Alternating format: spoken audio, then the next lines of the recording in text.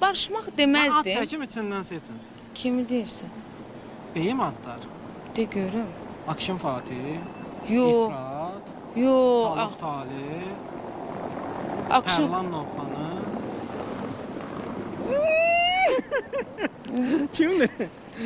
Tərlanov xanı ilə barışmışıq, bəli. Aha, Tərlan Novxanı ilə barışmışsınız. Bəli, barışmışıq. Elə barışdığımızda hardasa 2-3 gün olar toyların Barışsız birində. toya getdiniz. Yox, əslində toyun özündə barışdıq. Çox şükür ki, barışmışıq, yaxşıyıq. Əsas Çox istəyirəm xətrin, amma Akşin Fatihlə yox. Amma barışmışıq. Yox, barışmır. Akşində külək hayana əsdi, o ayana əsdi. Keçək avtomobilə. Niyə? Gəlin keçək, orada nə Nə var? var? Avtomobildə heç nə yoxdur. Baxaq da.